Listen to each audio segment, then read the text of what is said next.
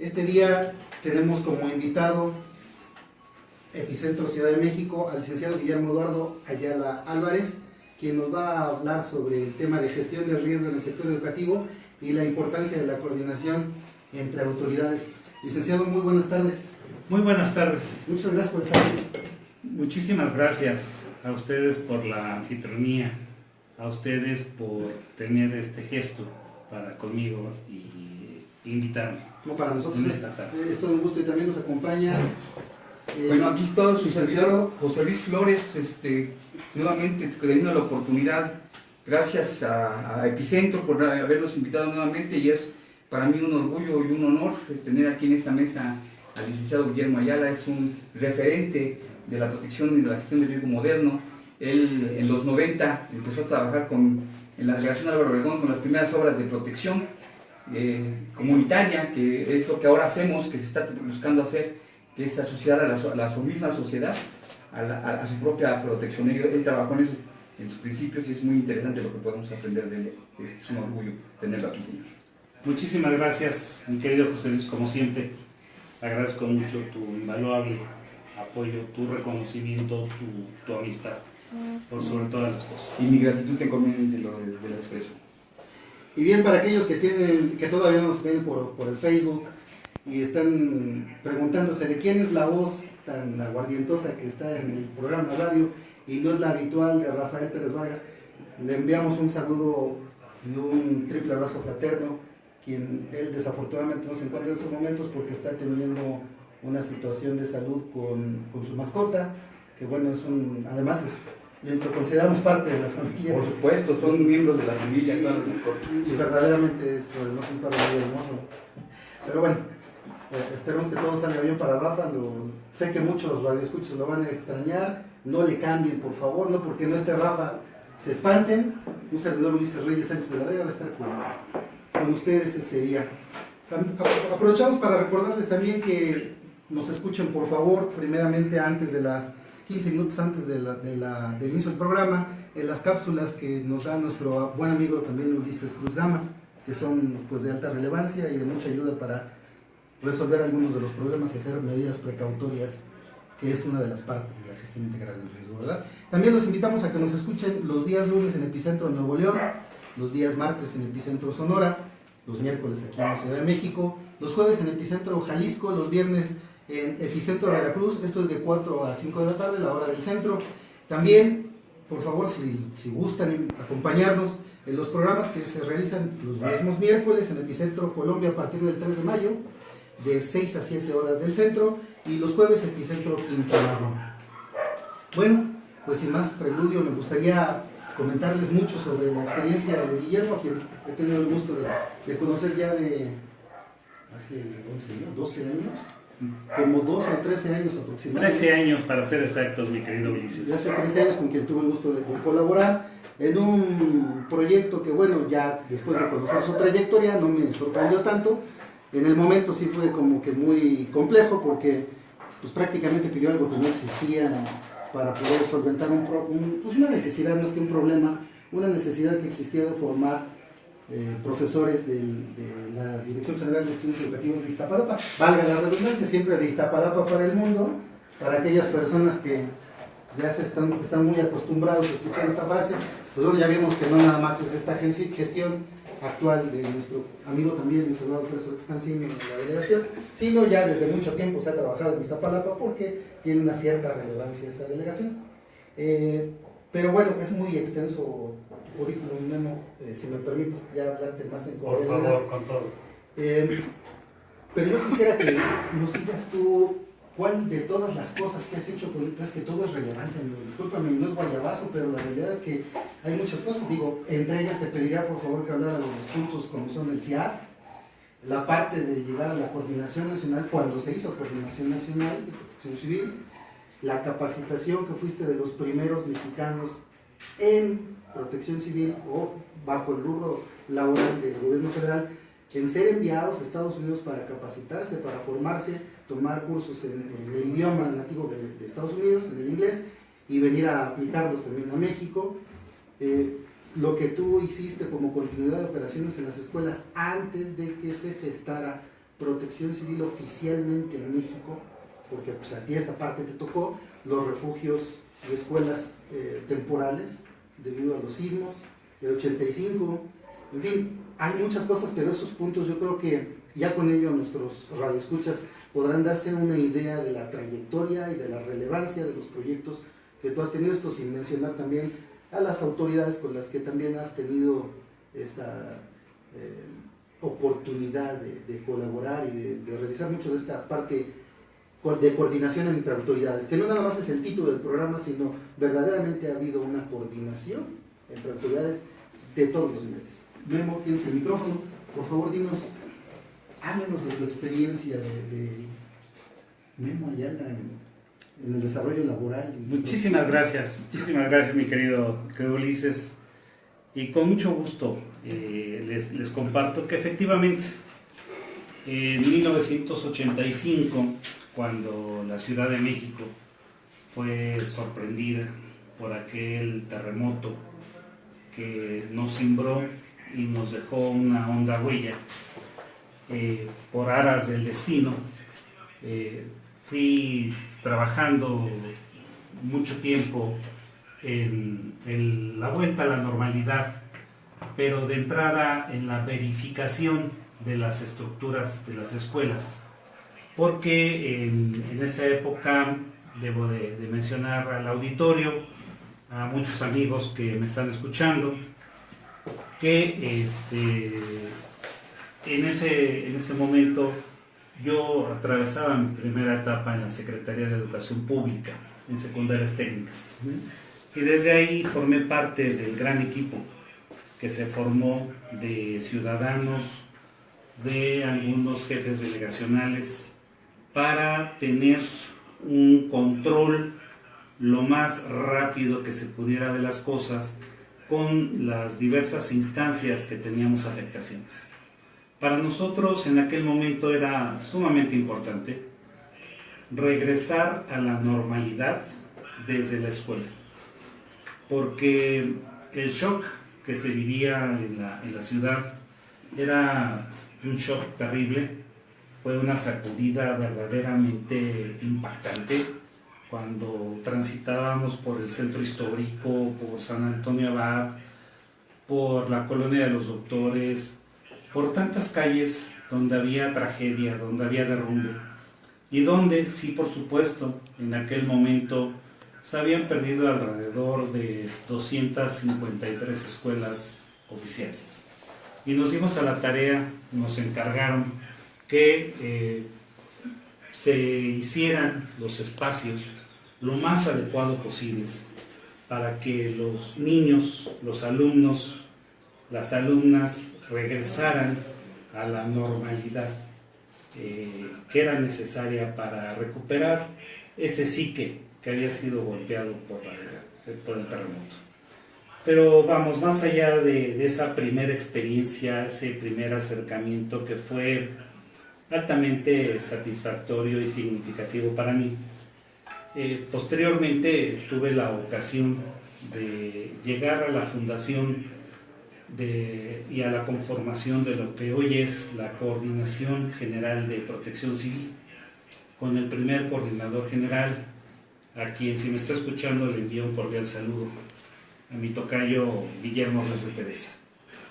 Con Guillermo empezamos a trabajar, a darle forma a lo que era la Dirección General de Protección Civil, a que las cosas no se quedaran solamente en el papel, que las cosas no solamente se quedaran en aquellas partes de lo que eran los documentos básicos para la creación del Sistema Nacional de Protección Civil, sino llevarla y comunicarla a través de los estados de la República, de todos los estados de la República.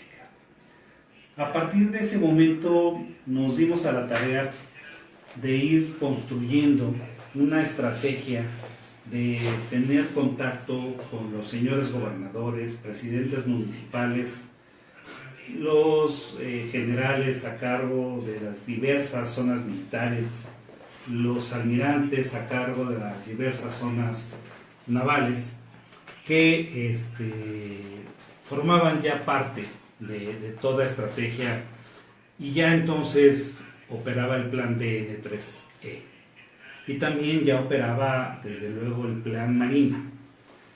Entonces, platicando un poquito al revés de esta entrevista, yo quisiera hacer mención que la comunicación entre autoridades siempre es fundamental.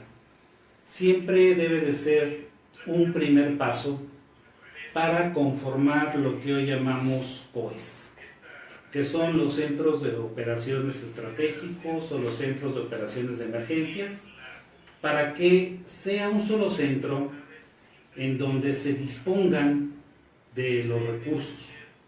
Es muy importante saber quiénes son el rostro de la persona, del servidor público, del personaje que está del otro lado, porque en el momento de una crisis es necesario saber algo muy simple: ¿quién hace qué? Esa parte a mí me parece que es por demás coyuntural, el saber quién hace qué, porque de ahí se deriva el primer esquema de la gestión del riesgo. Si no sabemos con qué contamos, si no sabemos qué es lo que tenemos, si no sabemos qué tenemos también en cuestión de riesgo, porque podemos estar expuestos a riesgos geológicos, hidrometeorológicos, a riesgos sanitarios, podemos tener riesgos socioorganizativos también, que generalmente estos últimos se derivan a través de un encadenamiento de calamidades, como le hemos venido nombrando en la parte de protección civil. Entonces sí es sumamente importante que la parte de la gestión del riesgo sea actualizada todo el tiempo, sea, no voy a decir que tenemos que refundarla. La protección civil no hay que reinventarla. La protección civil se tiene que reforzar, se tiene que actualizar, se tienen que estar utilizando mecanismos de comunicación cada vez más ágiles, más oportunos, para poder atender todos y cada uno de los requerimientos de la población. Entonces, en estos componentes de la gestión del riesgo, me parece sustancial, me parece muy importante que sí se hable de la gestión del riesgo en el sector educativo. ¿Por qué? Porque es donde mayor población podemos llegar a tener durante más horas del día en diversos espacios. En el caso de la Ciudad de México hablamos de una población aproximada de 1.800.000 alumnos que están expuestos junto con nosotros a cualquiera de los fenómenos que he venido mencionando. Sabemos que la Ciudad de México está en una zona sísmica de riesgo alto. Sabemos que debemos de tener nuestros programas internos de seguridad escolar al interior de todas las escuelas, y estos programas internos se conforman a través de todas las variables que puedan existir dentro de la gestión del riesgo, con las herramientas, con los inventarios, con las matrículas actualizadas, con nombres, con domicilios, con bases de datos y con información de soporte, siempre en servidores fuera de lo que son los propios edificios escolares, para que la recuperación en cuanto a la normalidad del servicio pueda ser mucho más ágil, para que la documentación, la información no se pierda. Es muy importante siempre tener estos inventarios. Así es. Tú has tenido gran experiencia no solamente en el sector educativo, esto también es importante mencionarlo. Si bien te has especializado, te has enfocado y te has abocado de manera muy profesional además, y es con toda honestidad, no es dar guayabazos en sí, no se trata de eso, pero yo creo que hay que apuntar a lo positivo y hay muchos aspectos positivos dentro de ello. Vivo hace 17 años, 16 años estábamos comentando, no recuerdo los años, 13, que nos conocemos, ya estabas tú muy metido, muy comprometido en poder dar solución a una serie de situaciones que por más que quieras prevenir, pues hay aspectos que considero deben ser difíciles, ¿no? Porque tratas con menores. Nos comentabas fuera de aire que cuántos incidentes tienen aprox. Digo, si es factible mencionar la cifra al aire, ¿no? Sí, es elevado el número de pequeños que llegan a sufrir algún accidente, alguna caída, por supuesto. Y como bien apuntabas, mi querido Ulises, hace cerca de 13 años y medio, realmente llegamos a una ruptura de un paradigma, de un déjà vu, que realmente ni tú ni yo pensábamos que podía suceder, y lo hicimos posible. Y capacitamos poco más de 2.970 profesores en un curso que cuando tú estabas en Cruz Roja Mexicana, se llama 6 acciones para salvar una vida. Y durante prácticamente 3 semanas estuvimos haciendo un gran esfuerzo para llevar ese curso, para que nuestros profesores de educación física lo tomaran y que además en la medida de lo posible fueran replicadores. Y eso sin tu apoyo, Ulises, en ese momento que tú coordinabas esa parte de formación, de capacitación en Cruz Roja, junto con nuestro amigo Acolsin, no hubiera sido posible. Y sin en cambio, sí lo logramos. Bueno, de hecho decían que... Sí. ¿Recuerdas que cuando llegaste a la Cruz Roja nos pediste que se diera una capacitación para 2.400 fue el primero, ¿no? 2.400 maestros de manera simultánea en todos los rubros y aparte pidieron campo de prácticas. Sí, claro. Y que querían que fueran menos de 3 semanas. Lo que les comentaron las autoridades de la institución en su momento fue, no se puede. Hasta que me pasaron el dato, ¿no? Y tú dijiste, pues, bueno, mi jefe fue el que me dijo, pues, es sobre tu cuello el que se hace o no se hace. Así fue, pero vamos, me parece que algo que tiene mucho que ver la gestión del riesgo es con siempre apuntar a lo que sí se puede. Siempre debemos de estar pensando en sí cómo construir, y algo que no podemos permitir es el pensar que solos podemos hacerlo.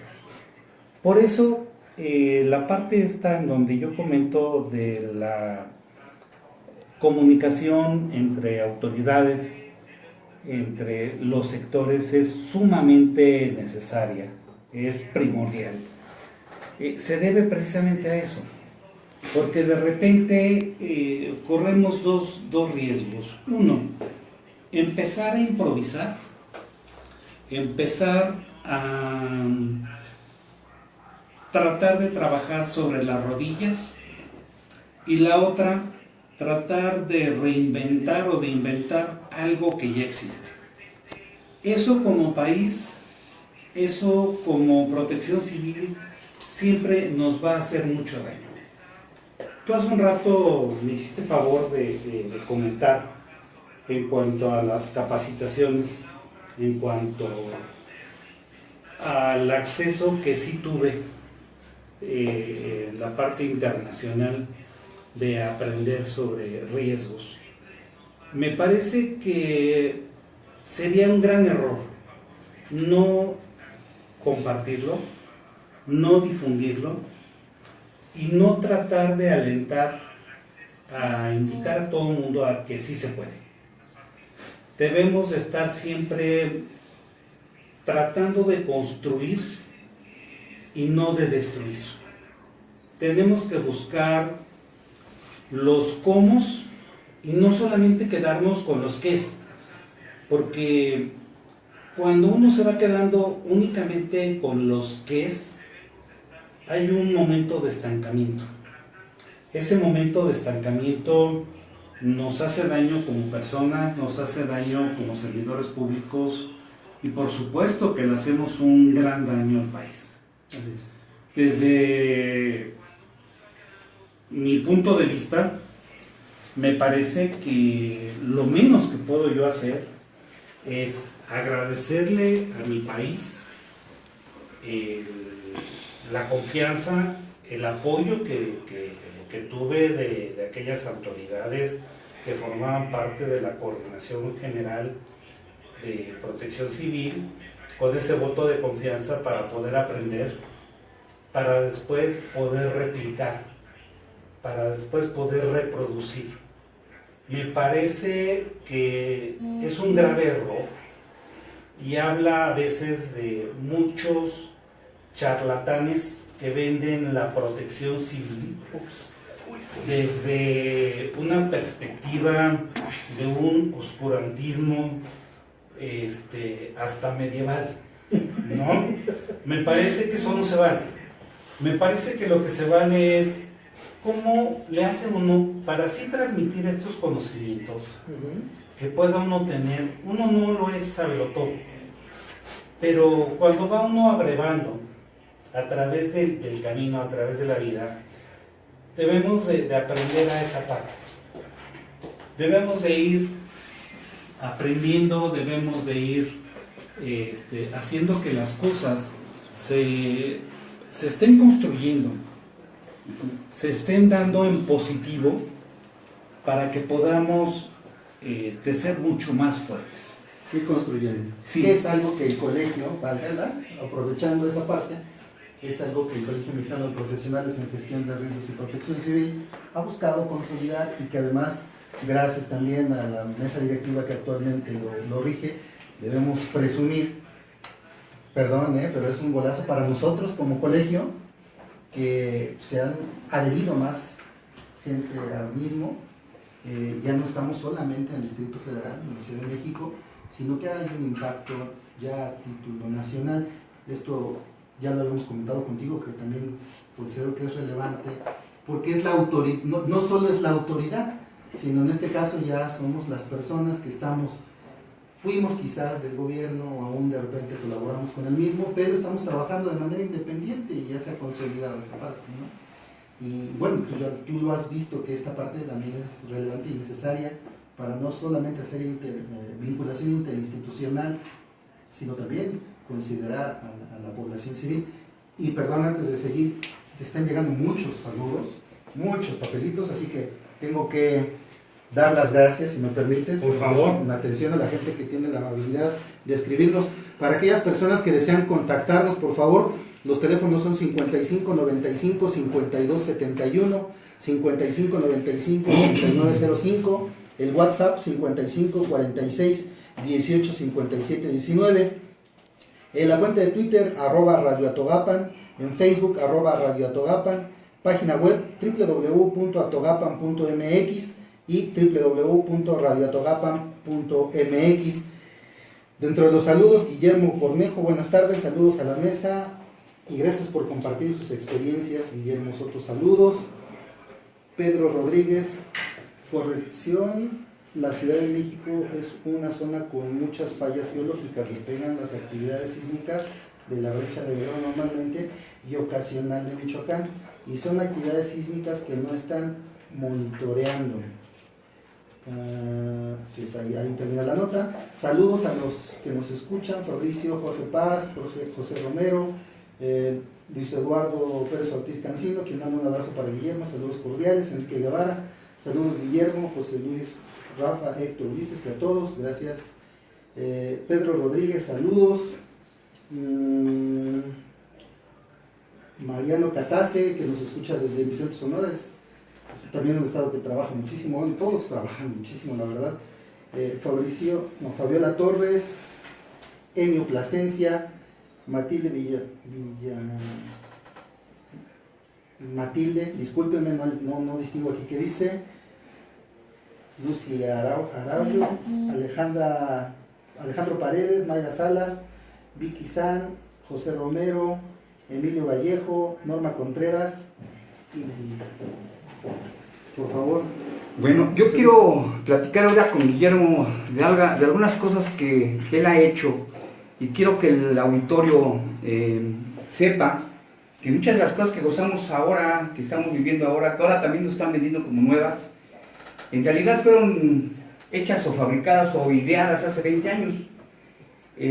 Ahora nos están diciendo, nos hablan mucho de que hay que pasar hay que pasar de lo reactivo a lo preventivo. Eso hace 20 años tú lo decías, junto con Oscar Navarro. Ajá. Y me acuerdo que también el primer SEAT que hubo, ustedes lo hicieron. En el año 99 tuvimos un año muy difícil, con muchos daños económicos que tuvo el país por las lluvias, por los hidrometeorológicos.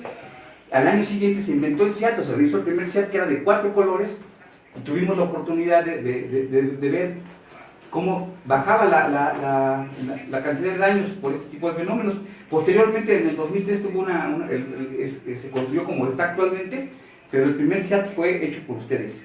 Y te vuelvo a decir, esa idea que existe ahora de pasar, de que en vez de que el riesgo sea socialmente construido, ahora la prevención sea socialmente construida, también la iniciaste tú allí en Álvaro Obregón, cuando trabajabas con las comunidades y estas construían las obras de protección que permitían que sus casas, que sus calles, que sus colonias no se vinieran abajo ahí los cielos. Todas esas cosas que hoy conocemos, hace 20 años tú las iniciaste, y eso es muy alentador recordar. ¿Qué nos platicas de eso, por favor?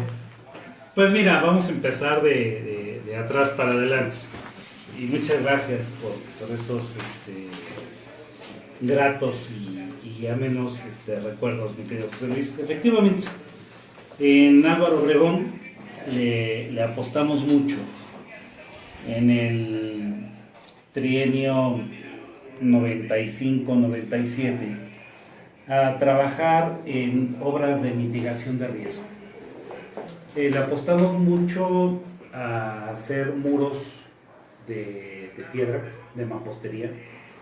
Le apostamos mucho a hacer muros de concreto armado, y tuve la suerte de empezar a probar los muros con los primeros gaviones.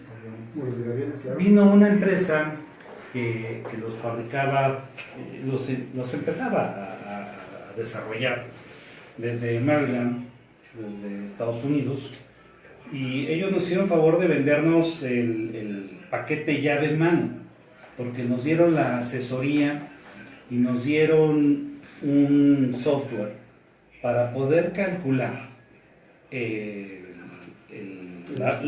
esfuerzo contrapendiente y la disminución de un esfuerzo de presión hidrostática al que pudiera estar sujeto un muro de grandes dimensiones. Para evitar vuelcos. Exactamente, para evitar que se volcara.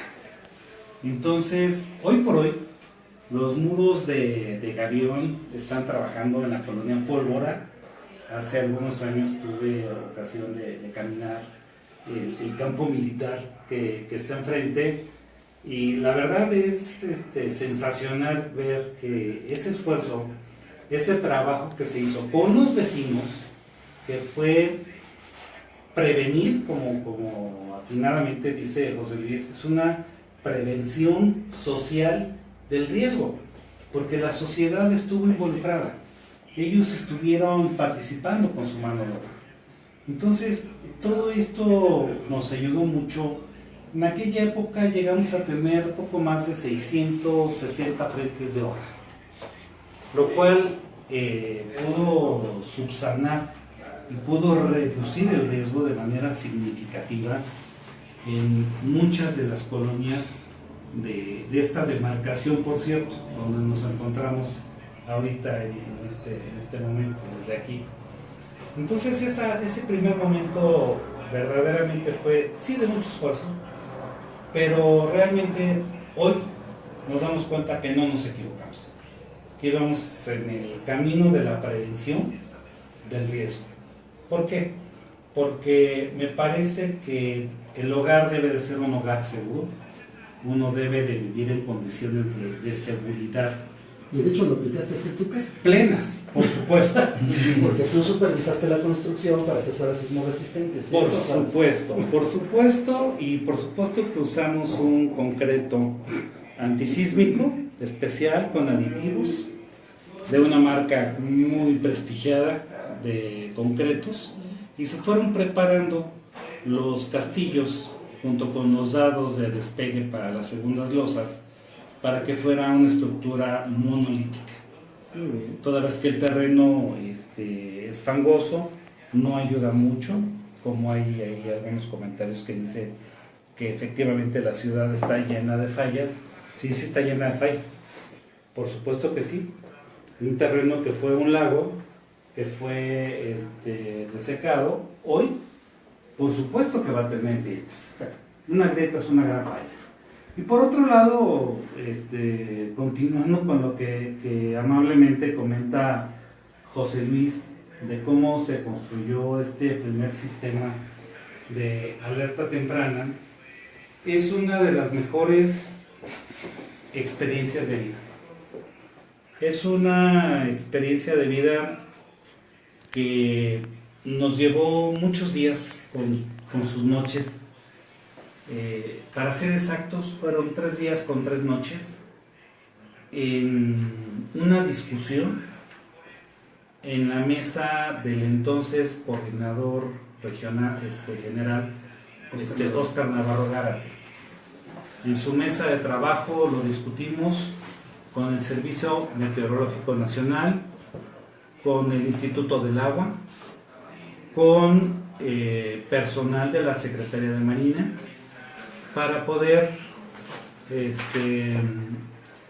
ir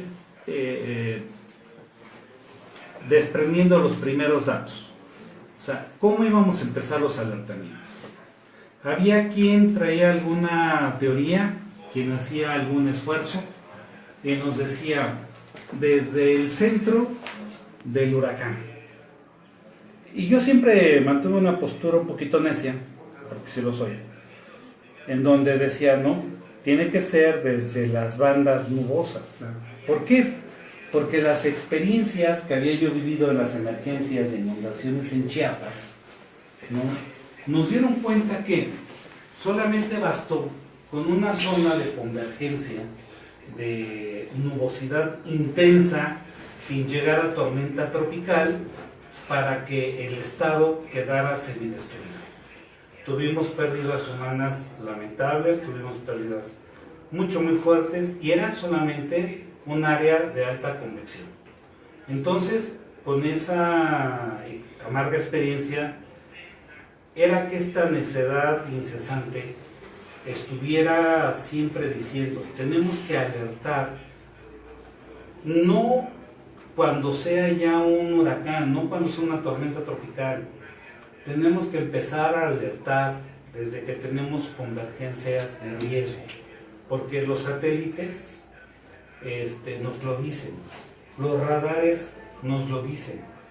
La NOAA, con quien yo ya había venido trabajando afortunadamente, y tuve ocasión hasta de volar en alguna de unas huracanes, siempre insistían en que hay bandas frontales en los huracanes o en las tormentas tropicales mucho más peligrosas, porque es donde hay más agua y es donde hay más vientos.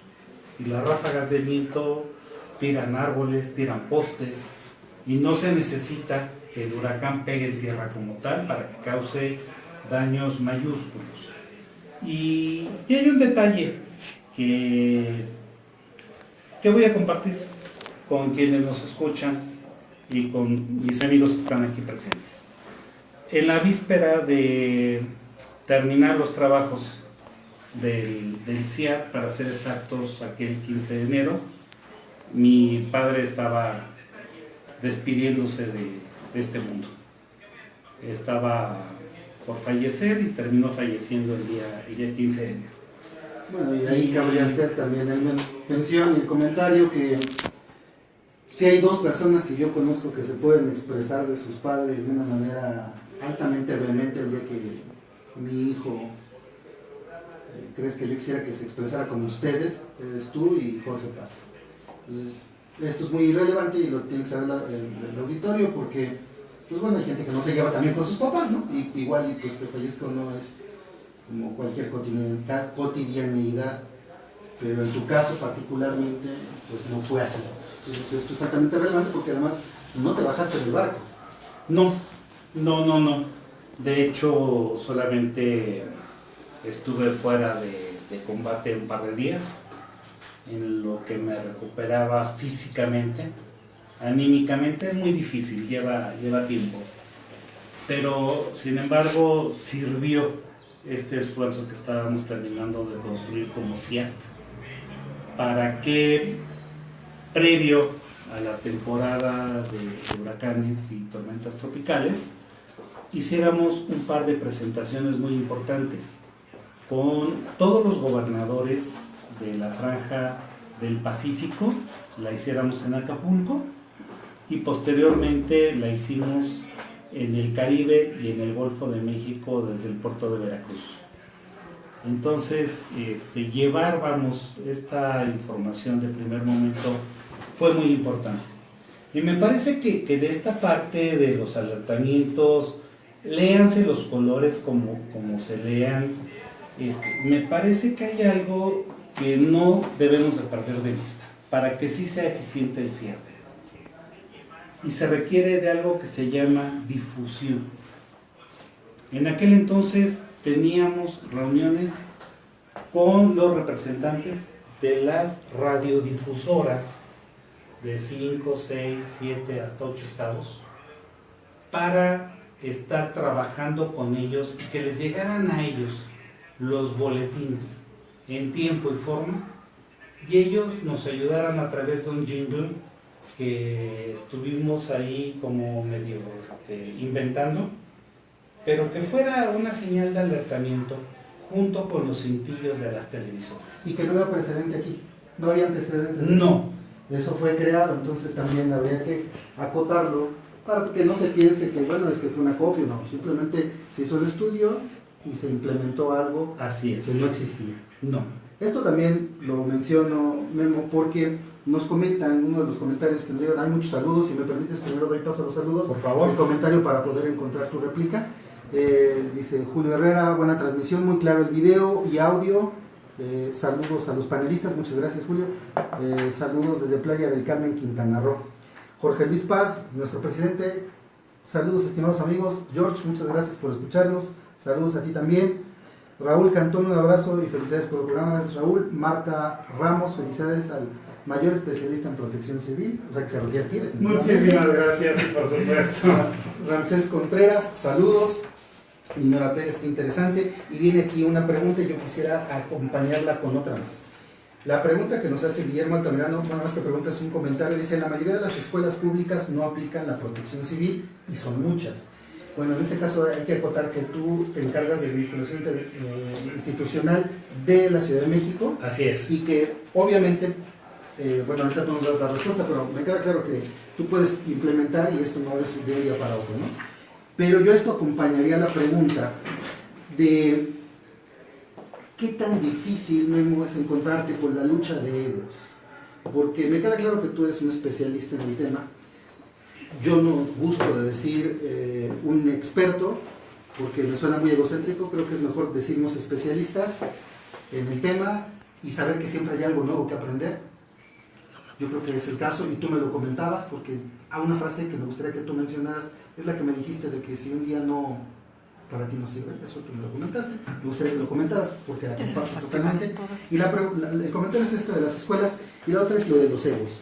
Porque me queda claro que cuando hay gente que siente que transgrede su nivel de especialidad o que hay alguien que sabe más, tristemente puede tratar de bloquearte y a ti ya te pasó, laborando en el gobierno federal, haciendo vinculación interinstitucional para hacer la coordinación de un desastre. Ya lo platicabas tú cuando en aquella ocasión en la mesa le tuviste que comentar al presidente de una manera tan tácita las situaciones y también pues que quede claro y que mucha gente lo sabe, que poca gente de los radioescuchas a lo mejor no lo conocen, es que tú trabajaste con el ahora maestro y magistrado Manuel Díaz Infante, quien fue el primer coordinador nacional. No, él Fue fue el director director general. general, perdón. Y tú quedaste en su lugar. Así es. Ok. Esa parte y con las otras dos preguntas, por favor. Así es. Si fueras tan amable. La primera me parece muy importante que sí se conozca que las escuelas cuentan con un programa interno de seguridad escolar. La guía de operación se conoce como el PICE, es un apartado, incluso está disponible en el portal de la Secretaría de Educación Pública, en el vínculo con los servicios en la Ciudad de México, en donde se puede accesar cómo se construye el programa interno de seguridad escolar. Que no todo el mundo lo conoce. No todo el mundo lo conoce, pero eso no implica al que no lo conozcan a que sí se lleve a cabo. Yo quiero hacer énfasis en que en las escuelas, en conmemoración siempre del 19 de septiembre, las escuelas ya tienen elaborado su programa interno de seguridad escolar. Esto quiere decir que hay un gran esfuerzo para que cada ciclo escolar se haga el PICE. ¿Por qué? Porque de repente ya no tenemos la misma plantilla por jubilaciones, por cambios de adscripción, por concursos en el servicio profesional docente y demás. Pero sí es menester difundir, sí es menester comunicar que sí existe un programa interno en cada una de las escuelas, adicionado a las 40,000 alertas sísmicas que están instaladas, una en cada uno de los salones. Y que hoy por hoy sería un despropósito no tener una alerta y no saber qué hacer. Claro. ¿No? De nada te sirve. De nada serviría. De De nada serviría, y hemos estado trabajando en esta otra parte de cómo ir, no solamente en búsqueda de la evacuación, sino para disminuir el riesgo, tener primero un repliegue y después la evacuación. ¿Por qué? Porque tenemos reforzamientos estructurales importantes. Que también ustedes los realizaron cuando se presentó un poco después, ¿no? Se han y algunos realizado, más por las fallas. Se han realizado en varios momentos. En el primer momento fue en 1985. Y a partir del sismo del 2012 se ha estado revisando que todos los reforzamientos funcionan y funcionen bien. Porque a veces se instala una cruceta y la cruceta no apoya en el castillo versus la losa donde debe de ir. Entonces, no reparte el esfuerzo. Si no exactamente, si no podemos dispersar la energía, Claro. no, como bien dices, no se reparte el esfuerzo. Entonces vamos, en la parte del ámbito escolar, ahí vamos en este contexto. En la otra parte del tema de los egos, me parece que es un gran y grave despropósito creer que lo sabemos todo. Yo puedo decirles que yo no lo sé todo. Lo que sí puedo saber es quién sí lo sabe. Me parece que esa es la parte más importante. Claro. Entonces, en el día a día hay que estar en contacto con quien sí lo sabe. Número 1. Número 2, en el día a día debemos de estar tratando de aprender algo, de leer algo todos los días. ¿Por qué? Porque de repente, si ya creímos que lo sabíamos todo por la experiencia, por la trayectoria, por la capacitación, yo tuve la oportunidad de estar en los Estados Unidos, en el Departamento de Estado, y se suponía que todo estaba perfectamente articulado, hasta que llegó Katrina. ¿No? Entonces llega Katrina y se inunda Nueva Orleans, ¿no? Entonces, moraleja. Y colaboraste en la FIMA también. También, por supuesto, y con el Comando Sur de los Estados Unidos de Norteamérica. Y también con la Organización Mundial de la Salud. Sí. Con Luis Jorge Pérez, para ser exacto, que me parece que hoy todavía se encuentra ya por África, haciendo trabajo intenso de salud. Entonces vamos, me parece que quien cree que ya lo sabe todo, está cometiendo un par de errores, ¿no? Uno, está abusando del ego, el cual es como a veces pandémico, ¿no? Porque eso va engendrando a mucho charlatán, ¿no? Que de repente nos quiere vender un programa interno de protección civil como si fuera la panacea. Me parece que un programa